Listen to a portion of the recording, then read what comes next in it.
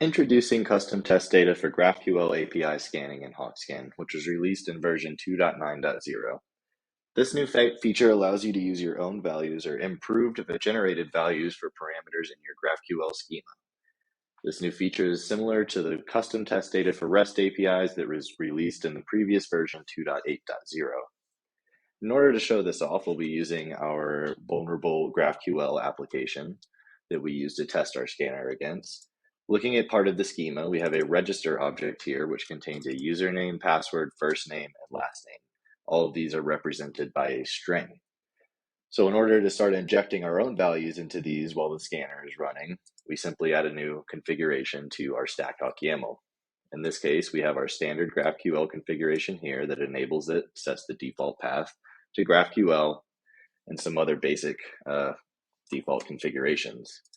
The new configuration we're going to add is the custom variable section, which in itself is a list where each object contains a field and then a values list, which is all the possible values that we want to inject into each parameter. In this case, the register object we just looked at, we want to inject into the first name, last name, and username fields.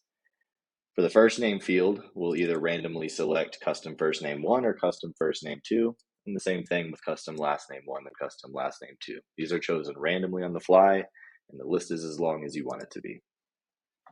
Finally, for the username, we're going to use the faker library in order to generate a new value each time the scanner runs and uses this parameter. In order to do that, we have to explicitly set the faker enabled to true, which is false by default.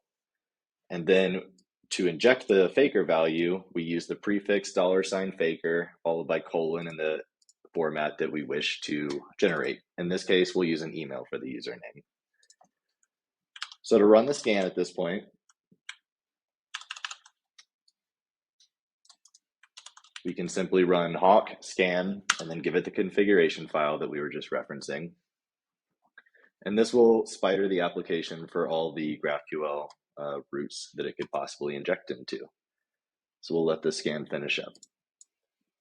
Now that this scan is finished up, we can see a couple important things, including the GraphQL routes that were spidered. Most importantly, we want to look at the register route here, which is the one that we want to inject these first name, last name variables into. We also have some findings to go through here. So going over to the platform and looking at these results, we can also see the operations reflected here in the new operations tab on the scan summary page, where this will list all the mutations and queries followed by their name that were registered for that scan. If we go look at some of the findings, we can probably find our register query, mutation, which is right here.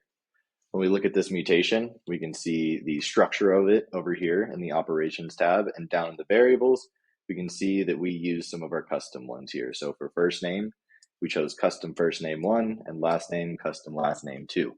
That is randomized and could be different each time. As for the username, with the faker library, we generated this realistic looking email that will help get past some validations and some APIs and hopefully reach some more branches of your code. So with the release of the new feature, you should be able to exercise more of your application's logic and increase the potential of finding more vulnerabilities. Thanks for watching today.